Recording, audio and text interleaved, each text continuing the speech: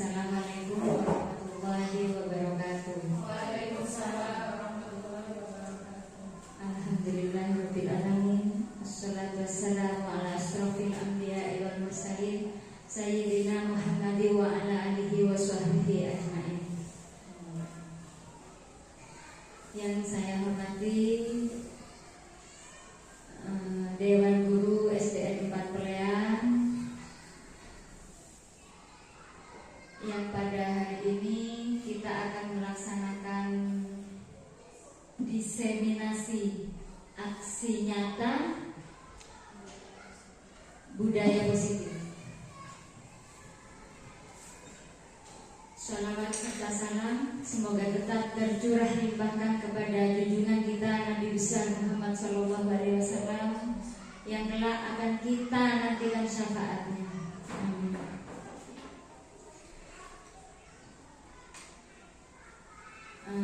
Bapak dan Ibu, hari ini kita berkumpul di sini yang seperti tadi sudah disampaikan, kita akan mengikuti tentang diseminasi budaya positif yang akan disampaikan nantinya oleh calon guru penggerak Bu Rohmah yang dari sekolah kita SDN 4 Pelean. Di sini semoga yang akan dipaparkan nantinya oleh Bu Rohmah akan membawa kedepannya, akan membawa sekolah kita untuk lebih maju lagi dan menimbulkan juga sesuai dengan modulnya,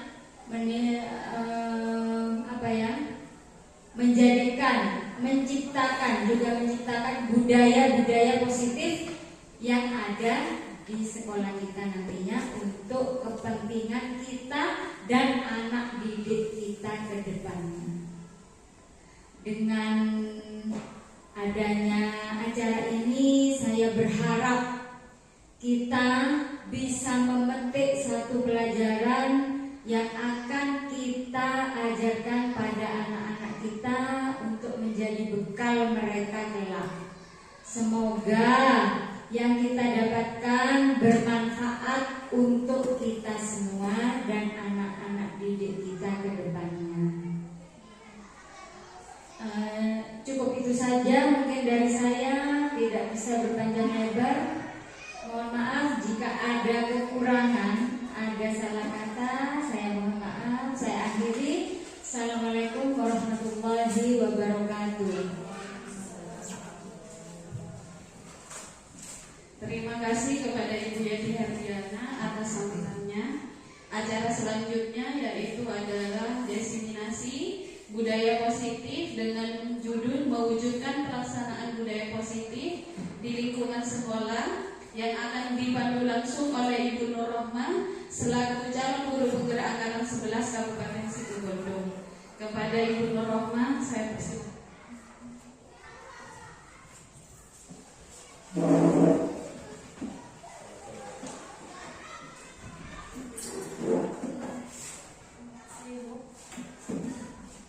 Assalamualaikum warahmatullahi wabarakatuh. Alhamdulillahirabbil alamin wa bihi nasta'in wa ala dunya waddin. Wassalatu wassalamu ala asyrofil anbiya'i wal mursalin wa ala alihi washabihi ajmain. Kepada yang terhormat Ibu Kepala Sekolah Ibu Yati Hardiana, yang saya hormati seluruh Dewan Guru SDN Negeri 4 Pelean. Pertama-tama marilah kita panjatkan puji syukur kehadirat Allah Subhanahu wa taala karena atas karunia, nikmat dan hidayahnya sehingga kita semua dapat berkumpul dalam kegiatan diseminasi pelaksanaan budaya positif di sekolah. Shalawat serta salam semoga tetap tercurah limpahkan kepada Nabi kita Nabi Agung Nabi Muhammad SAW sebagai pencerah kehidupan kita. Bapak Ibu Guru, saya aturkan terima kasih yang sebesar-besarnya atas segala dukungan yang Bapak Ibu Guru berikan kepada saya, sehingga pada pagi hari ini saya dapat melaksanakan diseminasi Bapak Ibu Guru, sebelumnya saya mohon izin bahwa di sini saya sekedar berbagi Bapak Ibu Guru, bukan berarti saya mengetahui lebih.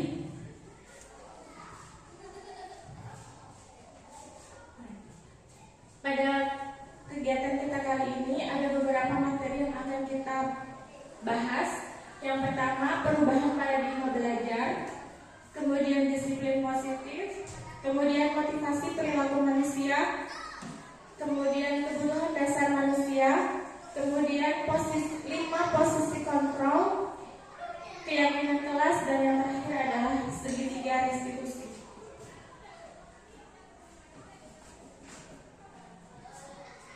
Sebelum masuk ke materi inti, saya di sini akan mengajak kembali Bapak Ibu Guru mengingat tentang tujuan pendidikan menurut Ki Hajar Dewantara, bahwa pendidikan adalah menuntun kodrat anak yang ada pada anak-anak agar mereka dapat mencapai keselamatan dan kebahagiaan yang setinggi-tingginya, baik sebagai manusia maupun sebagai anggota masyarakat. Jadi tugas kita itu menuntun di Bapak Ibu Guru. Pendidik hanya dapat menuntun tumbuh atau hidupnya kekuatan kodrat yang pada anak-anak, yang ada pada anak-anak, agar dapat memperbaiki lakunya hidup dan tumbuhnya kekuatan kodrat anak.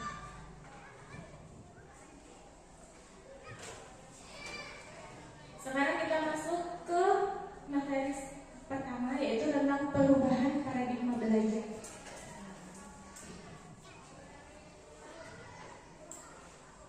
Ya, di sini saya mohon izin minta tolong perwakilan dari Bapak Ibu Guru untuk maju ke depan. Kita coba mempraktekkan kegiatan kepalan tangan.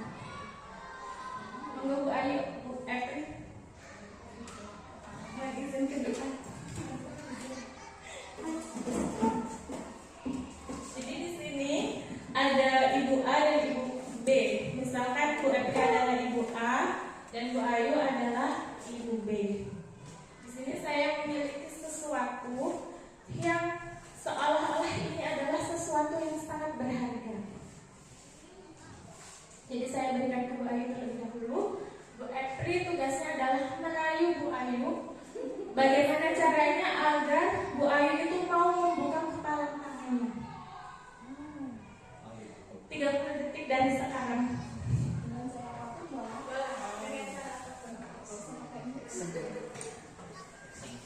Ibu Ayu, mau izin bertanya ya, kenapa tangannya kok di kepala? Ini adalah sesuatu yang berharga untuk saya. Oh, Ada sesuatu yang sangat berharga di dalam kepala tangan ini. oh begitu. Ketika kemarin saya tuh nyabut rumput Bu, ya di rumah. Loh, tapi ternyata terluka tangannya saya. Yang sebelah sini Bu. Iya. Coba boleh lihat ke Ibu sini. Sebelah tangannya Ibu, tangan kanan Ibu yang sakit. Belum Kemarin. bisa ini. Kenapa Ibu? Karena ada sesuatu ya di sini. Coba Bisa pakai tangan ini aja kalau tidak boleh naruh contoh itu harus tangan yang baik. Coba Ibu yang sebelah kanan, sebelah urat sini Bu. Mana coba Ibu di sini? Iya sebelah sini Bu. Coba Ibu saya mau melihat. Kalau ini apa? Dapat hadiah dari saya Ibu. Hadiahnya apa? Coba izin lihat tangannya dulu Ibu. Baiklah. Iya. Wah, ada ininya. Oh iya. Terima kasih. Yang sebelah sini saya dapat. Ibu. Terima kasih. Tadi Bu Ayu berhasil dibujuk sama Bu Epri ya Bapak Ibu. Sekarang gantian. Bu Epri yang punya sesuatu yang sangat berharga, tugasnya Bu Ayu adalah merayu Bu Epri.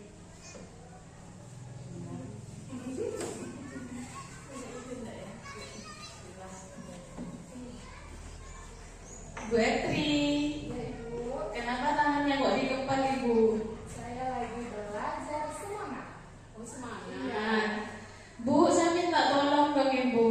Boleh. Boleh betulin kerudung saya tidak? Boleh sekali.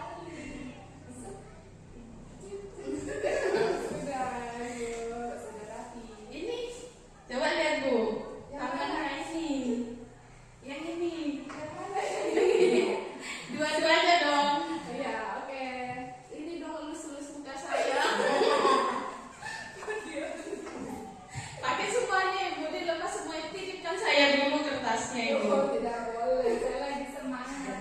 Tidak boleh sesuatu yang punya kita nggak boleh dititipin ke Siapa? ke orang lain. Nanti saya kembalikan lagi kok Ibu. Saya cuma butuh bantuan sebentar. Saya tidak mengambil kok Ibu. Saya bisa membantu ibu tidak bisa menitipkan nama.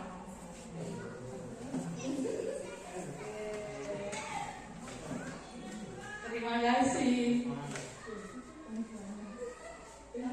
Bentar, harus dapat ya Mbak? Enggak apa-apa. Terserah yang berkepentingan. Ibu Epri atau Bu Ayu berkenan atau tidak membuka kepala tangan. Baik Ibu, terima kasih. Tidak boleh bu. Sudah boleh kembali. Apa yang terjadi Bapak Ibu Guru, kita lihat dari kegiatan tadi, adakah yang membuka kepala tangannya? Ada. Kira-kira apa alasannya? Kemudian adakah yang bertahan tidak membuka kepala tangannya? Kira-kira apa alasannya? Ada. Ya.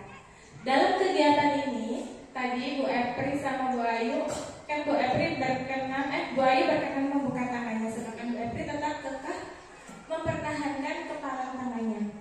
Dalam kegiatan ini sesungguhnya siapa yang memegang kendali kontrol untuk membuka atau menutup kepala tangan? Kira-kira siapa Bapak Ibu yang memiliki kendali? Kita tetap menutup, menggenggam kepala tangan kita atau membuka, itu siapa yang memiliki kontrol? Kita yang mempunyai hal yang berharga itu. Iya, diri kita sendiri nih Bapak Ibu Guru.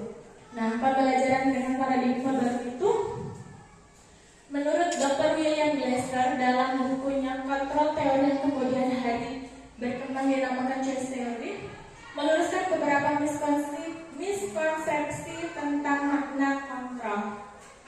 Yang pertama adalah ilusi guru mengontrol murid. Di sini sebenarnya guru itu tidak bisa mengontrol murid, Bapak Ibu Guru. Jadi guru itu tidak bisa mengontrol murid jika murid tersebut tidak mau melakukan itu. Sebenarnya yang terjadi adalah karena pada saat itu murid mengizinkan dirinya untuk dikontrol oleh guru. Nah, biasanya murid melakukan itu berdasarkan kebutuhan dasar mereka, mau atau tidak dirinya dikontrol oleh guru. Kemudian yang kedua, ilusi bahwa semua penguatan positif akan efektif dan bermanfaat. Di sini penguatan positif itu bisa juga berupa bujukan ya Bapak Ibu. Jadi seorang guru itu memberikan penguatan positif, memberikan bujukan agar si murid mau melakukan suatu perilaku yang bisa dilakukan oleh anak itu. Ya. Tapi kembali lagi ke teori kontrol, bahwa suatu saat bujukan si anak tersebut, murid tersebut atau anak-anak itu akan sadar bahwa kita sedang dibujuk atau dirayu oleh guru atau oleh orang tua. Sehingga bisa jadi sewaktu-waktu si anak atau si murid itu akan menolak juga lama-lama ya. Kemudian ilusi bahwa kritik dapat membuat bersalah. Ilusi bahwa kritik dan membuat bersalah dapat menguatkan karakter. Biasanya di sini itu jadi seorang guru itu membuat murid merasa bersalah biasanya. Maksudnya tanpa disadari membuat murid itu merasa bersalah. Kenapa kamu begitu? Tanpa disadari juga mengungkapkan kata-kata yang negatif, sehingga si murid akan merasa bahwa dirinya itu negatif, dirinya itu bersalah. Kemudian ilusi bahwa orang dewasa berhak memaksa. Biasanya orang dewasa cenderung memaksa ya Bapak Ibu Guru. Kamu harus begini, kamu harus seperti ini. Nah, sebenarnya bahwa kegiatan memaksa ini sama seperti yang sudah-sudah akan terjadi penolakan pada diri anak. Nah, bagaimana seseorang bisa berubah dari paradigma stimulus respon kepada pendekatan teori kontrol? Menurut Stephen R. Covey, jadi caranya adalah bila kita ingin sedikit, ubahlah sikap atau perilaku Anda. Namun, bila kita ingin memperbaiki cara-cara utama kita, maka kita perlu mengubah kerangka acuan kita. Ubahlah bagaimana Anda melihat dunia. Ubahlah paradigma bagaimana Anda berpikir tentang manusia. Ubahlah paradigma Anda, skema pemahaman dan penjelasan aspek-aspek tertentu tentang realitas.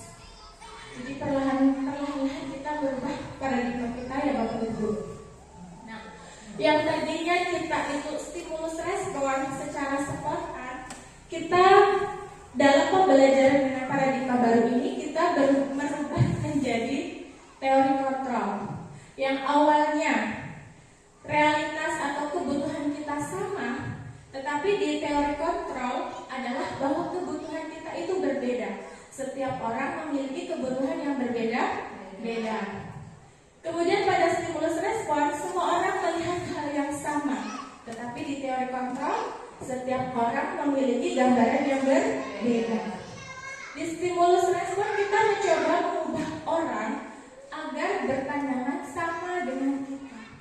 Tetapi di teori kontrol, semua perilaku memiliki kita berusaha memahami pandangan orang lain tentang dunia. Jadi kita tidak memaksakan kehendak orang lain ya Bapak Ibu. Kemudian perilaku buruk dilihat sebagai suatu kesalahan. Di teori kontrol, semua perilaku memiliki tujuan. Orang lain bisa mengontrol saya, tetapi di teori kontrol hanya diri saya yang dapat mengontrol diri kita sendiri.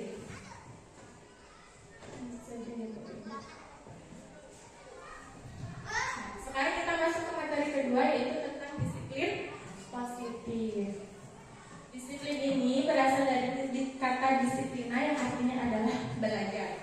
Disiplin mengacu pada disiplin diri yang melakukan tanggung jawab terhadap apa yang dilakukannya berdasarkan nilai-nilai yang diyakini.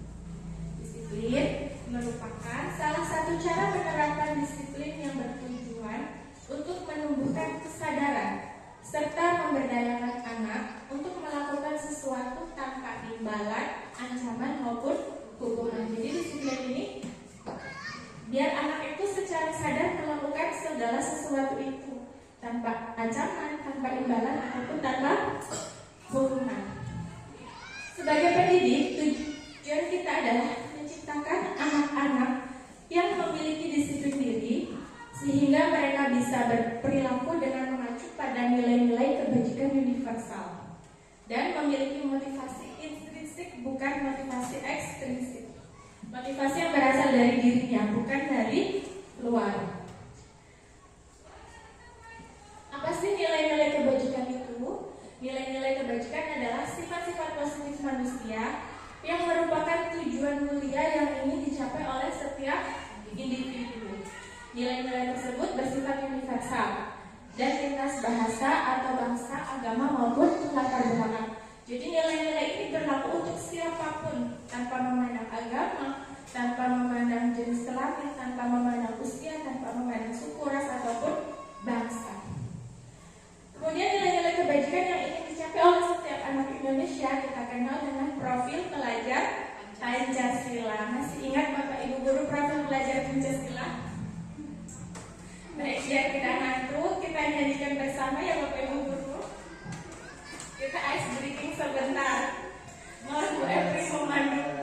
Mohon izin Bu Efri memandu. Pada Bapak Ibu guru kondisinya berdiri biar tidak mengantuk.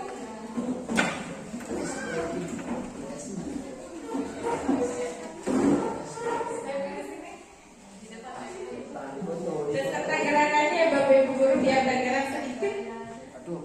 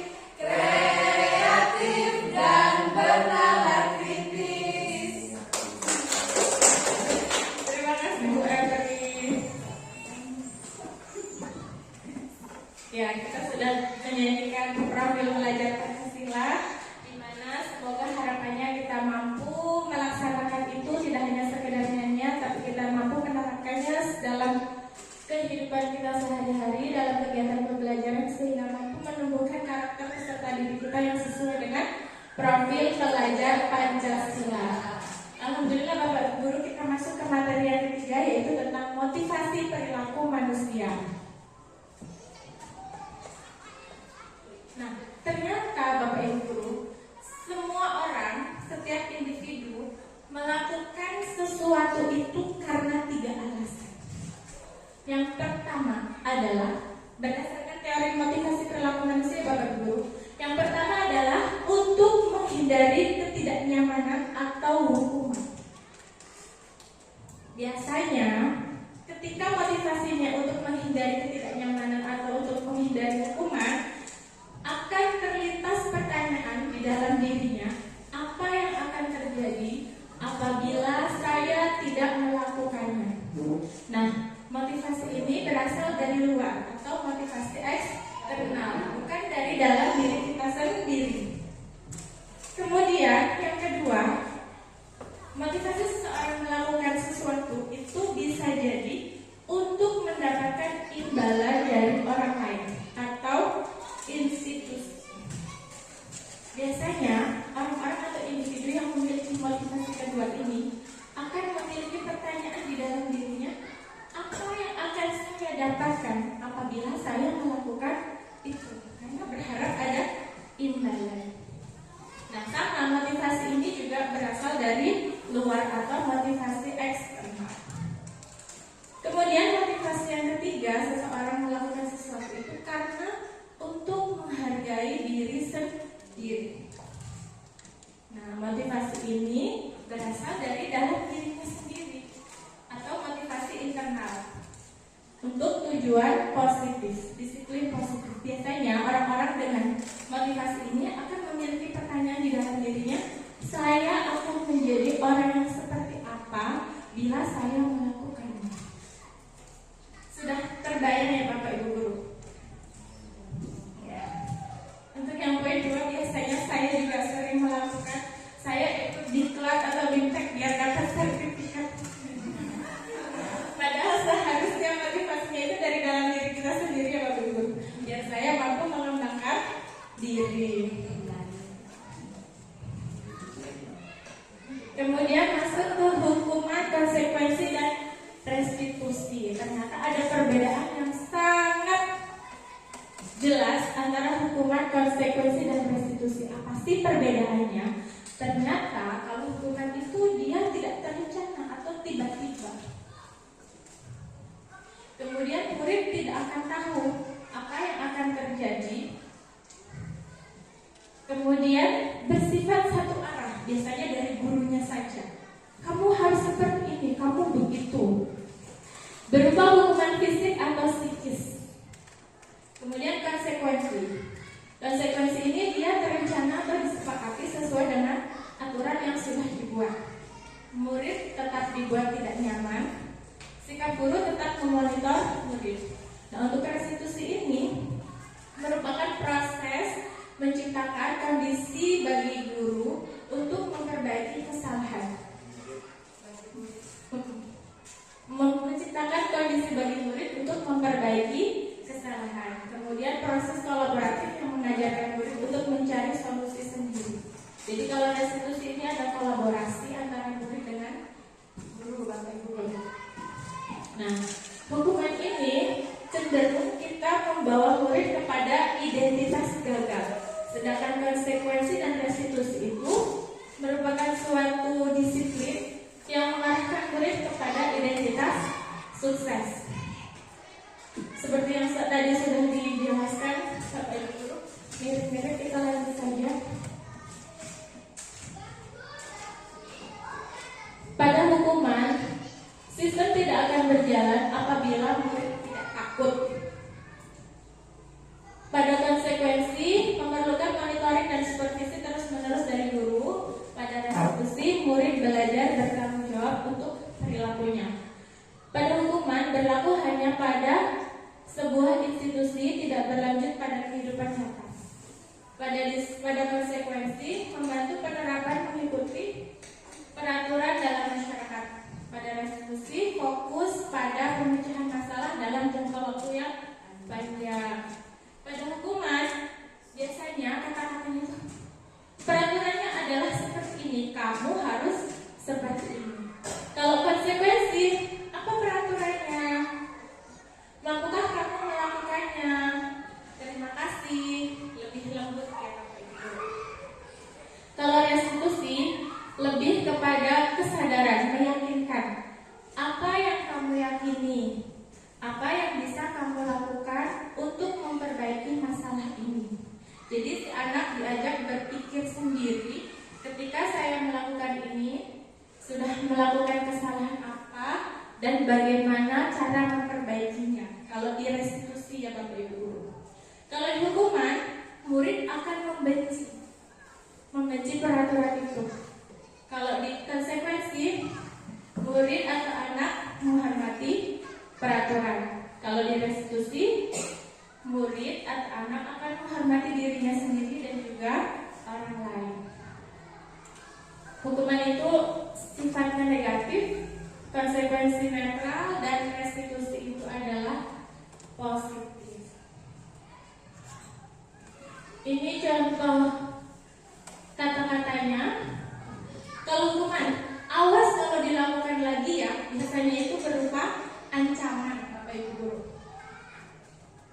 Kalau konsekuensi, lakukan apa yang saya katakan. Jadi seorang guru lebih memonitor siswanya. Kalau restitusi, seorang guru itu mengajak anak untuk memahami keyakinan. Apakah hal ini yang sesungguhnya ingin kamu lakukan? Jadi diajak berpikir, menemukan sendiri masalahnya dan menyelesaikan sendiri solusinya. Hukuman mode paksaan, konsekuensi modenya stimulus respon. Kalau restitusi, teori kontrol. Hukuman konsep diri buruk, konsekuensi konsep diri kuat. Restitusi konsekuensi konsep diri baik, restitusi konsep diri kuat. Hukuman mencoba mengontrol anak dengan penguatan negatif, membayar impas kesalahan. Kalau konsekuensi mencoba mengontrol anak dengan penguatan positif. Kalau restitusi, anak akan paham dirinya sendiri yang memegang kendali dirinya. Hukuman dibuat oleh guru, konsekuensi dibuat oleh guru beserta murid, restitusi dibuat oleh anak. Nah, Bapak Ibu Guru, kita coba jawab bersama-sama soal ini dari berdasarkan dari yang sudah kita pelajari sebelumnya. Coba Bapak Ibu Guru, ini termasuk hukuman atau konsekuensi? Yang pertama, mencatat 100 kali dalam buku kalimat saya tidak akan terlambat lagi karena terlambat ke sekolah. Hukuman. Lari mengelilingi lapangan basket 2 kali karena terlambat hadir di sekolah. Hukuman. Membersihkan coretan yang dibuatnya di meja tulis. Konsekuensi. Murid diminta untuk push up 15 kali karena tidak menggunakan masker ke sekolah. Hukuman. Menggantikan kertas tugas teman yang telah dicoret-coret. Konsekuensi. Berjemur di lapangan basket pukul 12. Hukuman.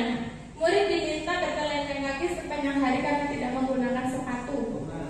Hukuman. Jadi kalau hukuman itu cenderung kepada psikis ya Bapak Ibu, fisik. Tepuk tangan untuk kita semua sudah berhasil mempelajari materi ini. Terima kasih. Nah, di sini ada dihukum oleh penghargaan. Apa sih kok dihukum oleh penghargaan? Ternyata Bapak Ibu Guru, saat kita berulang kali menjanjikan hadiah kepada anak-anak agar berperilaku bertanggung jawab, atau kepada seorang murid agar mempelajari sesuatu yang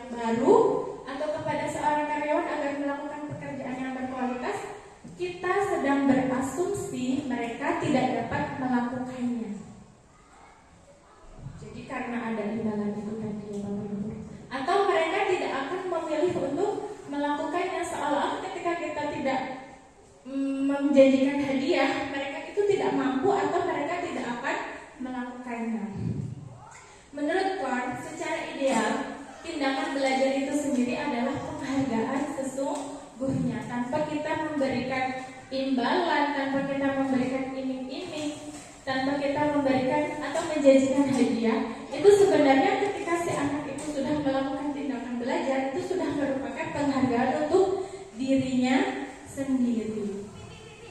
Nah, si Al-Fiqh ini menjelaskan dihukum oleh penghargaan itu ada karena penghargaan itu memiliki pengaruh jangka pendek dan jangka panjang. Kira-kira jangka pendeknya apa, Bapak Ibu Guru?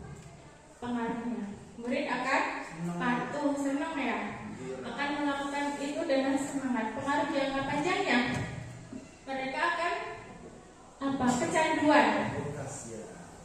Kalau tidak ada imbalan, kalau tidak ada hadiah, murid tidak akan melakukan. Kemudian penghargaan tidak efektif, penghargaan merusak hubungan. Misalkan yang satu dapat hadiah, yang satu tidak. Kenapa sih kamu yang dapat terus, saya kok nggak pernah dapat hadiah? Penghargaan mengurangi ketepatan. Aku mau melakukan ini biar aku dapat hadiah. Penghargaan menurunkan kualitas. Yang penting selesai, yang penting dapat hadiah. Penghargaan mematikan kreativitas. Penghargaan menghukum. Kemudian penghargaan motivasi dari dalam diri atau intrinsik yang tadi saya jelaskan di paragraf paling bawah itu. Bahwa belajar itu sendiri adalah penghargaan yang sesungguhnya. Masuk ke materi keempat. Tadi materinya lumayan banyak ya Bapak Ibu Guru, ada 7. Sekarang masuk ke materi keempat, yaitu tentang kebutuhan dasar manusia. Apa saja sih kebutuhan dasar manusia itu? Kebutuhan dasar manusia adalah segala sesuatu yang kita lakukan untuk mendapatkan apa yang kita inginkan. Seluruh tindakan yang kita lakukan mempunyai tujuan tertentu, seperti tadi yang sudah dibahas di teori kontrol ya Bapak Ibu. Dan semua usaha kita tertentu adalah dalam jangka agar kebutuhan dasar kita terpenuhi dengan baik. Jadi kita melakukan sesuatu itu karena ada tujuan tertentu dan memenuhi kebutuhan dasar kita. Merupakan unsur-unsur yang dibutuhkan oleh manusia dalam menjaga keseimbangan baik secara fisiologis maupun psikologis. Ketika seorang murid melakukan suatu perbuatan yang bertentangan dengan nilai-nilai kebajikan atau melanggar peraturan, hal itu sebenarnya dikarenakan mereka gagal memenuhi kebutuhan dasar mereka. Ada apa saja sih kebutuhan dasar manusia itu Bapak Ibu Guru? Ternyata ada 5 di sini. Kebutuhan bertahan hidup. Biasanya berupa apa Bapak Ibu Guru? Makan, minum, tempat tinggal, pakaian. Kemudian kasih sayang dan rasa diterima. Kemudian kebutuhan penguasaan, kebutuhan kesenangan dan kebutuhan kebebasan. Sampai di sini bisa dipahami ya Bapak Ibu Guru? Ya, lanjut ya Bapak Ibu Guru. Sekarang masuk ke materi kelima, posisi kontrol restitusi.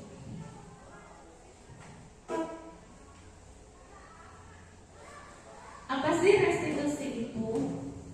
Restitusi adalah proses menciptakan kondisi bagi murid untuk memperbaiki kesalahan mereka, sehingga mereka bisa kembali pada kelompok mereka dengan karakter yang lebih kuat. Proses menciptakan kondisi bagi murid untuk memperbaiki kesalahan mereka. Restitusi juga merupakan proses kolaboratif yang mengajarkan murid untuk mencari solusi masalah mereka dan membantu murid berpikir tentang orang seperti apa yang mereka ingin menjadi tujuan mulia dan bagaimana mereka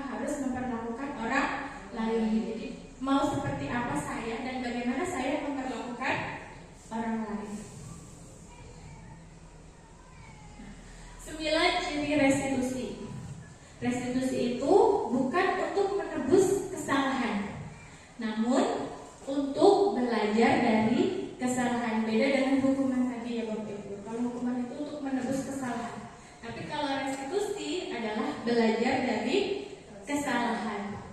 Restitusi adalah untuk memperbaiki hubungan. Kalau di hukum itu biasanya anak-anak cenderung malu, jadi minder. Tapi kalau dengan restitusi akan memperbaiki hubungan. Mereka akan kembali menjadi dirinya sendiri dan kembali ke komunitasnya dengan dirinya sendiri. Tawaran, restitusi itu berupa tawaran, bukan paksaan. Ketika kamu melakukan ini, apa yang akan kamu perbaiki? Bagaimana kamu memperbaikinya? Restitusi menuntun untuk melihat ke dalam diri. Jadi apa yang akan saya lakukan akan menjadi seperti apa saya dan bagaimana saya memperlakukan orang lain. Restitusi mencari kebutuhan dasar yang mendasari tindakan. Saya melakukan ini untuk apa? Saya harus bagaimana? Restitusi diri adalah cara yang paling baik. Restitusi fokus pada karakter bukan kepada tindakan. Restitusi fokus pada solusi. Restitusi mengembalikan murid yang berbuat salah pada kelompoknya. Jadi ketika mereka direstitusi, si anak itu akan kembali ke teman-temannya, ke kelompoknya dengan dirinya sendiri. Oh, ini loh saya. Bukan menjadi siswa yang malu, bukan menjadi siswa yang minder atau rendah diri, tapi mengembalikan murid pada kelompoknya. Nah, 5 posisi kontrol guru. Guru itu bisa di sini bisa sebagai penghukum. Ada juga posisi kontrol sebagai teman. Ada posisi kontrol sebagai pembuat rasa bersalah. Ada posisi kontrol sebagai pemantau dan ada posisi kontrol sebagai manajer. Ini perbedaannya Bapak Ibu guru. Posisi kontrol sebagai penghukum, ketika murid berbuat salah, maka guru akan berbuat menghardik, menunjuk-nunjuk, menyakiti dan menyindir. Itu ketika posisi kontrol guru sebagai penghukum. Posisi kontrol guru sebagai pembuat rasa bersalah. Biasanya guru akan berceramah dan mengatakan, seharusnya seperti ini. Ibu kecewa nak. Ibu kecewa kenapa kamu melakukan seperti itu. Kamu tidak kasihan ya sama ibu. Kemudian ketika posisi kontrol guru sebagai teman, guru akan membuatkan alasan-alasan untuk muridnya lebih dekat, lebih akrab. Kalau posisi kontrol guru sebagai pemantau, guru akan menghitung atau mengukur. Sebagai manajer, mengajukan pertanyaan-pertanyaan. Apa kamu melakukan itu? Kemudian posisi kontrol guru sebagai penghukum, maka guru akan berkata, kalau kamu tidak melakukannya, awas ya, rasakan ya, begitu, lebih kepada ancaman. Kalau membuat rasa bersalah, guru akan berkata, kamu seharusnya sudah tahu. Ibu lelah sekali mengatakannya. Ibu stres. Ibu kecewa. Itu yang dilakukan oleh posisi kontrol guru sebagai pembuat rasa bersalah. Kalau posisi kontrol guru sebagai teman, biasanya seorang guru akan berkata, ayo lakukan demi ibu. Masa kamu tidak mau? Ingat tidak ibu pernah begitu. Itu sebagai teman. Jadi mengharapkan imbalan atau ketergantungan pada orang lain. Kemudian kalau pemantau, guru akan berkata, apa aturannya? Apa peraturannya? Kemudian ketika posisi guru sebagai manajer, guru akan berkata, apa yang kita yakini? Mengingat kembali tentang keyakinan yang sudah disepakati. Apa yang bisa kamu kerjakan untuk memperbaiki masalah ini? Diajak menyelesaikan masalahnya sendiri, menemukan penyelesaian masalahnya sendiri. Kemudian hasilnya, ketika posisi guru sebagai penghukum, hasilnya adalah murid akan memberontak, menyalahkan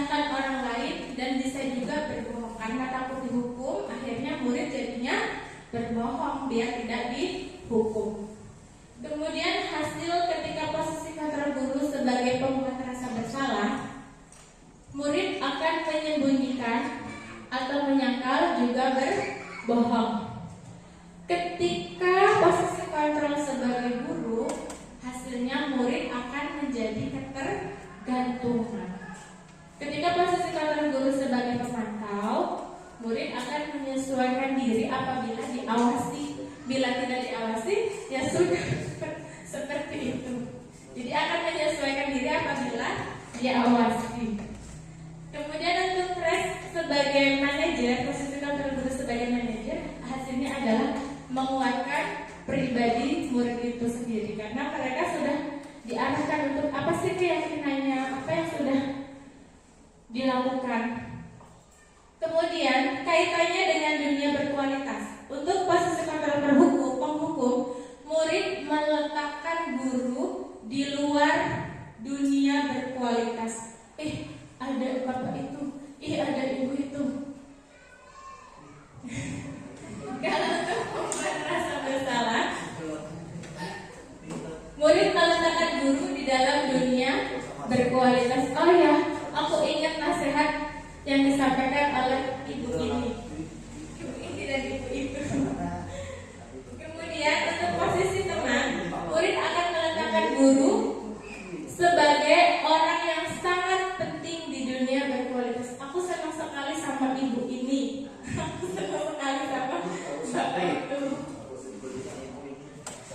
Kalau sebagai posisi terus sebagai pemantau, murid meletakkan guru, peraturan dan hukum di dunia berkualitas. Kalau sebagai manajer, murid meletakkan dirinya sebagai individu yang aktif dalam dunia berkualitas. Kalau posisi kontrol guru sebagai penghukum, murid akan berkata, biar saja, nanti juga marah-marah lagi. Ibu itu lagi. Itu yang dikatakan murid ketika posisi kontrol kita sebagai penghukum. Nah, ketika posisi kontrol kita sebagai pembuat rasa bersalah, murid akan berkata, maafkan saya ibu, maafkan saya bapak, saya salah. Misalkan posisi kontrol sebagai teman, murid akan berkata, saya pikir bapak atau ibu guru adalah teman saya. Ternyata begitu. Ketika posisi kontrol sebagai pemantau, murid akan berkata, berapa banyak bintang yang saya harus peroleh, berapa halaman yang harus saya tulis.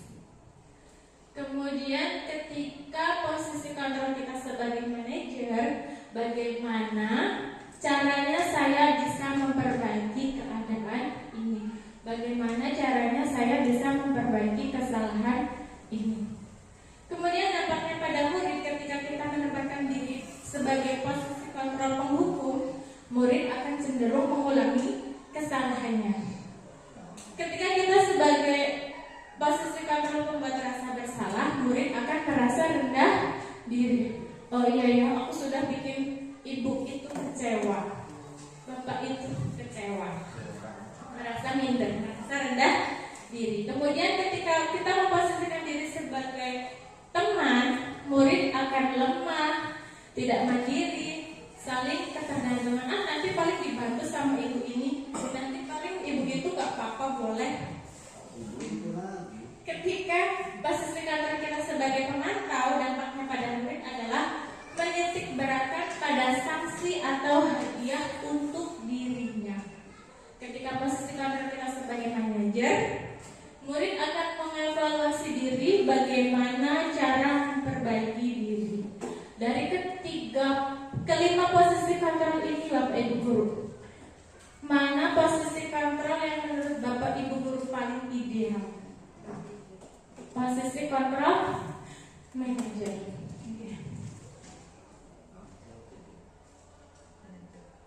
Ya, masuk pada materi ke-6 tentang keyakinan kelas. Apa sih keyakinan kelas itu? Keyakinan kelas bersifat bersifat lebih abstrak daripada peraturan yang lebih rinci dan konkret. Keyakinan kelas berupa pernyataan-pernyataan universal.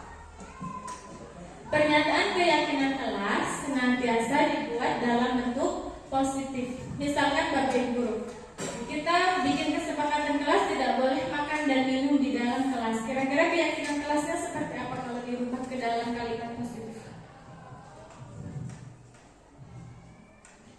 Atau misalkan tidak boleh terlambat kesepakatan kelasnya. Keyakinan kelasnya seperti apa? Iya, datang tepat waktu. Jadi senantiasa dalam bentuk kalimat yang positif. Keyakinan kelas hendaknya tidak terlalu banyak sehingga mudah diingat dan dipahami oleh semua warga kelas. Keyakinan kelas sebaiknya sesuatu yang dapat diterapkan di lingkungan tersebut. Semua warga kelas hendaknya ikut berkontribusi dalam pembuatan keyakinan kelas lewat kegiatan curah pendapat. Biasanya si anak-anak di kelas tersebut diminta untuk berpendapat sesuai dengan pendapatnya masing-masing tentang peraturan kelas atau keyakinan kelas apa yang akan mereka buat untuk kelas tersebut. Bersedia meninjau kembali keyakinan kelas dari waktu ke waktu. Misalkan ada yang mau ditambahkan, ada yang mau dirubah, ada yang mau diperbaiki. Itu terus meninjau. Nih contoh keyakinan kelas. Hadir 10 menit sebelum pelajaran dimulai. Tertib selama pembelajaran. Memakai seragam sesuai ketentuan yang berlaku. Budayakan 5S.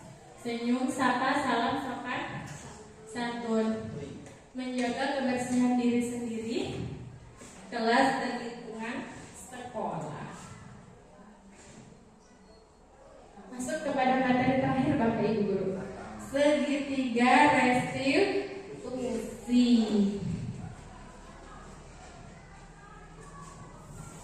Bapak Ibu Guru, di segitiga restitusi ini kita ada 3 tahapan. Yang pertama adalah menstabilkan identitas. Yang kedua validasi kebutuhan, dan yang ketiga adalah menanyakan keyakinan. Menstabilkan identitas. Semua orang pasti pernah melakukan kesalahan. Kamu bukan satu-satunya yang pernah melakukan kesalahan ini. Kalau validasi kebutuhan, kamu tentu punya alasan mengapa kamu melakukan itu. Adakah cara yang lebih efektif untuk mendapatkan apa yang kamu butuhkan? Ketika menanyakan keyakinan, nilai-nilai apa yang telah kita sepakati, kamu ingin menjadi orang yang seperti apa? Itu tanda tahapan segitiga restitusi. Nah, untuk menstabilkan identitas ini untuk membuat anak yang merasa gagal karena berbuat salah menjadi positif terhadap dirinya. Biasanya guru akan berkata, berbuat salah itu hal yang manusiawi. Tidak ada manusia yang sempurna. Bapak Ibu guru juga bisa saja berbuat salah. Kita pasti bisa menyelesaikan permasalahan ini. Bapak atau Ibu guru tidak tertarik untuk mencari tahu siapa yang benar dan siapa yang salah. Siapa yang salah? Bapak Ibu guru lebih tertarik untuk menyelesaikan masalah ini secara bersama. Kalau kamu menyalahkan dirimu sendiri secara terus-menerus, apakah kamu bersikap baik pada dirimu sendiri? Itu untuk menstabilkan identitas murid, membuat anak yang merasa gagal karena berbuat salah menjadi positif terhadap dirinya. Nah, untuk validasi kebutuhan, ini membantu murid mengenali diri, mengenali kebutuhan dasar yang ingin dipenuhinya ketika melakukan kesalahan itu. Pada dasarnya, setiap tindakan manusia tujuannya adalah untuk memenuhi kebutuhan dasar. Apakah itu penguasaan, kebebasan, kasih sayang, rasa diterima, kesenangan, ataupun bertahan hidup. Nah, pada validasi kebutuhan ini biasanya guru akan berkata, kamu bisa saja melakukan hal yang lebih buruk, tapi kamu tidak melakukannya kan? Kamu pasti punya alasan kenapa kamu melakukan itu. Apa yang penting bagi kamu? Kamu boleh tetap berusaha menjaga sikap itu, tapi tambahkan sikap lain yang baru. Maukah kamu belajar cara lain untuk mendapat yang kamu butuhkan tanpa harus memukul? Misal di situ bertengkar ya Bapak Ibu. Apakah kamu bisa melakukan dengan lebih baik besok lagi? Itu adalah validasi kebutuhan. Jadi kita mengenali kebutuhan murid, kebutuhan dasar yang murid ingin penuhi ketika melakukan suatu kesalahan. Nah, sekarang kita masuk ke tahapan yang ketiga, yaitu menanyakan keyakinan. Di tahapan ini, anak akan melihat kesalahannya dihubungkan dengan norma sosial dan nilai-nilai yang mendasari manusia berinteraksi dengan orang lain. Biasanya guru akan menanyakan seperti ini. Apa nilai yang kita percaya di kelas atau di sekolah kita? Nilai-nilai universal apa yang telah kita sepakati? Kelas yang ideal itu yang seperti apa sih? Kamu ingin jadi anak yang seperti apa? Apa yang kamu rasakan ketika kamu melakukan itu? Kamu menjadi orang yang seperti apa? Nanti melalui pertanyaan-pertanyaan itu, anak akan menemukan sendiri keyakinannya. Nah, sekarang Bapak Ibu guru, di sini ada sebuah kasus yang kita pecahkan bersama. Kira-kira anak-anak itu pengen memenuhi kebutuhan dasar apa? Dan posisi kita sebagai apa? Saya bacakan ya Bapak Ibu guru.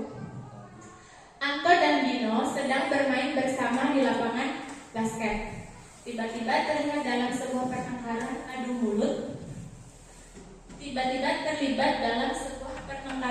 mulut. Dino pun menjadi emosi dan mengadakan kontak fisik, menarik kemeja Anto dengan kasar sampai 3 kancingnya terlepas. Pada saat itu, guru piket langsung melerai mereka dan membawa mereka ke ruang kepala sekolah. Ibu Suti sebagai kepala sekolah berupaya menenangkan keduanya, terutama Dino. Dino, sepertinya kamu saat ini sedang marah sekali. Mendengar itu, Dino pun mengalir, bercerita tentang kesalahan hatinya. Ibu Suti pun melanjutkan bahwa membuat kesalahan adalah hal yang manusiawi dan bahwa mempertahankan diri adalah hal yang penting. Namun, meminta Dino memikirkan cara lain yang mungkin lebih efektif karena saat ini Dino berada di ruang kepala sekolah. Kemudian, Ibu Suti melanjutkan bertanya tentang keyakinan sekolah yang disepakati serta apakah Dino bersedia memperbaiki kesalahan yang telah dilakukan terhadap Anto. Dino pun akhirnya perlahan mengaku. Kemudian Ibu Suti balik bertanya kepada Anto, hal apa yang bisa dilakukan Dino untuk memperbaiki masalah? Anto menjawab, saya perlu kancing saya diperbaiki, Bu. Ibu saya akan sangat marah kalau melihat kancing baju saya sampai copot 3 kancing begini. Ibu Suti pun kembali bertanya ke Dino, apakah yang akan dia lakukan untuk menggantikan 3 kancing Anto yang terlepas. Dino berpikir sejenak, namun menjawab, wah, tidak tahu Bu, saya lem kembali mungkin ya Bu. Ibu Suti berpikir sebentar dan menanggapi, kalau dilem akan mudah terlepas kembali Dino. Bagaimana kalau kamu menjahitkan saja? Bersediakah kamu? Dino tampak ragu-ragu dan menanggapi, menjahit? Mana saya bisa Bu, bagaimana menjahit itu? Ibu Suti meneruskan, apakah kamu bersedia belajar menjahit? Dino berpikir sejenak, memandang kemeja Anto dan menanggapi, yang mengajari saya siapa Bu? Dengan cepat Ibu Suti menjawab, Pak Irfan, guru tata busana. Dino kembali diam sejenak memandang kemeja Anto yang tanpa kancing. Akhirnya Dino mengangguk karena menyetujui, dan sepanjang siang itu Dino belajar menjahit dan memperbaiki kemeja Anto. Terakhir kali terlihat kedua anak laki-laki tersebut, Dino dan Anto, pada jam pulang sekolah. Mereka sudah bercengkerama dan bersendal gurau kembali. Pertanyaannya Bapak Ibu Guru, kita analisis bersama. Posisi kontrol apa yang telah dipraktekkan oleh kepala sekolah Ibu Suti? Hal apa saja yang dilakukannya sehingga Anda berkesimpulan demikian? Posisi kontrolnya sebagai apa Bapak Ibu Guru? Manajer. Kemudian kenapa kita menyimpulkan bahwa Ibu Suti itu menempatkan posisi kontrol sebagai manajer? Karena Ibu Suti itu mengarahkan Dino untuk belajar menjahit kepada Pak Irfan, sehingga Dino bisa memperbaiki kancing yang lepas dari kemeja Anto. Iya, Bapak Ibu Guru. Betul sekali Bapak Ibu Guru. Kepala sekolah sudah menerapkan posisi kontrol sebagai manajer. Beliau tadi di awal sudah menstabilkan identitas Anto ya? Dino, menstabilkan identitas Dino. Kenapa kamu melakukan itu? Bagaimana kamu cara memperbaiki kesalahannya? Menstabilkan identitas, validasi kesalahan, dan menanyakan keyakinan. Kira-kira nilai kebajikan atau keyakinan sekolah apa yang dituju dalam kasus tersebut? Kira-kira apa Bu? Nilai kebajikan yang ingin dituju pada kasus Dino tadi? Memperbaiki kesalahan. Bertanggung jawab ya Bapak Ibu Guru. Ya. Si Dino tadi berhasil memperbaiki kesalahannya dengan menjahit kembali kancing Anto yang terlepas. Nah, implementasinya Bapak Ibu Guru. Di sini di sekolah kita, implementasinya membuat keyakinan kelas. Di kelas 5 kemarin, ketika membuat keyakinan kelas, semua siswa boleh berpendapat dan menuliskannya di papan tulis. Kalian ingin anak-anak di kelas 5 itu pengen kelasnya seperti apa? Pengen keyakinan kelasnya seperti apa? Kesepakatan kelasnya seperti apa? Dan keyakinan kelasnya bagaimana? Kemudian setelah menuliskannya di papan tulis,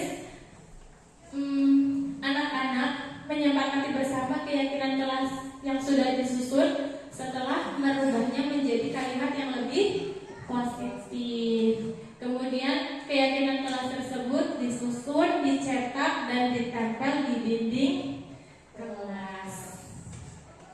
Kemudian penerapan disiplin positif yang lain adalah ini, penerapan segitiga restitusi.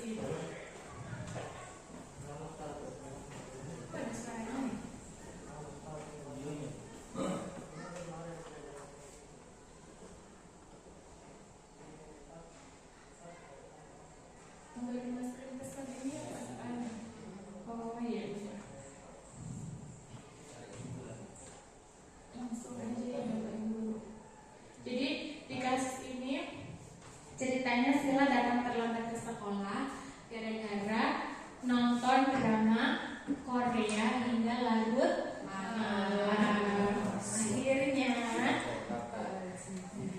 ternyata setelah ditanyakan, ternyata Sila terlalu asik nonton drama Korea sehingga tidak sadar sudah malam. Karena tidurnya terlalu larut malam, akhirnya Sila bangun kesiangan dan datang terlambat ke sekolah. Terus setelah ditanyakan, ternyata keyakinan yang dilanggar atau belum dilaksanakan adalah datang ke sekolah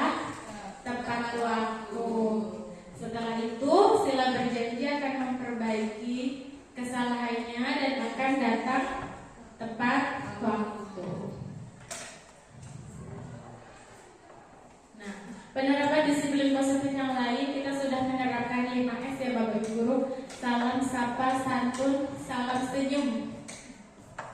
Kemudian sopan ya Bu, salam santun sopan. Salam sapa, senyum, sopan, santun. Kemudian pelaksanaan upacara bendera setiap hari Senin. Kemudian kegiatan sapu bersih, kemudian penghijauan, bekerja sama, piket dalam merawat tanaman yang ditanam pada waktu P5, kemudian berdoa sebelum kegiatan pembelajaran. Kemudian Bapak Ibu alhamdulillah sudah sampai pada refleksi dan rencana perbaikan. Bapak Ibu guru, akhirnya dengan menerapkan budaya positif di lingkungan sekolah menjadikan kelas kita lebih kondusif. Selanjutnya akan lebih mengurangi posisi sebagai penghukum dan lebih kepada sebagai manajer. Menerapkan segitiga restitusi dalam menyelesaikan masalah indisipliner siswa.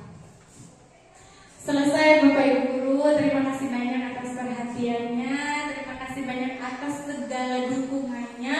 Kurang lebihnya saya mohon maaf. Terima kasih. Wassalamualaikum warahmatullahi wabarakatuh. Waalaikumsalam warahmatullahi wabarakatuh. Sudah aja, Bu.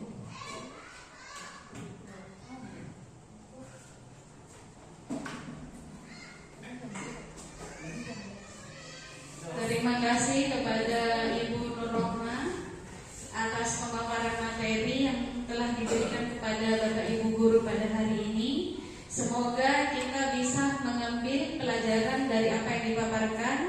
Semoga kita bisa lebih menerapkan tentang disiplin positif dan bagaimana cara untuk mengatasi masalah-masalah yang berkaitan dengan disiplin positif. Mungkin sekian dari saya. Saya selaku pembawa acara mohon maaf yang sebesar-besarnya apabila ada tutur kata yang kurang berkenan di hati Bapak dan Ibu sekalian. Saya akhiri. Assalamualaikum warahmatullahi wabarakatuh.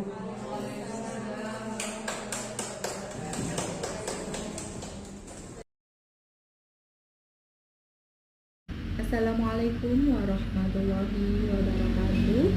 Saya Ibu Evri Pujelestari sebagai guru PJOK SD Negeri 4 Peleyan yang merupakan salah satu peserta diseminasi oleh Ibu Nurrohmah tentang penerapan budaya positif di sekolah pada hari ini tanggal 27 Agustus 2024. Saya sangat bersyukur sekali bisa mengikuti kegiatan ini karena benar-benar menambah pengetahuan dan wawasan saya tentang penerapan budaya positif di sekolah. Melalui penanaman nilai-nilai kebajikan akan tercipta disiplin positif yang muncul dalam diri siswa sebagai bentuk motivasi intrinsik sehingga akan membentuk karakter siswa sesuai dengan profil pelajar Pancasila. Mari kita bersama-sama semangat menerapkan berbudaya positif di sekolah untuk generasi emas Indonesia. Salam perubahan. Terima kasih. Wassalamualaikum warahmatullahi wabarakatuh. Assalamualaikum warahmatullahi wabarakatuh. Perkenalkan, nama saya Ayu Susanti. Saya adalah guru kelas 4 di SD Negeri 4 Peleyan, Kecamatan Kapongan, Kabupaten Situbondo. Saya adalah salah satu peserta diseminasi budaya positif yang dilakukan oleh Ibu Nur Rohmah SPDGR selaku calon guru penggerak Angkatan 11 Kabupaten Situbondo yang dilaksanakan pada hari ini tanggal 27 Agustus 2024.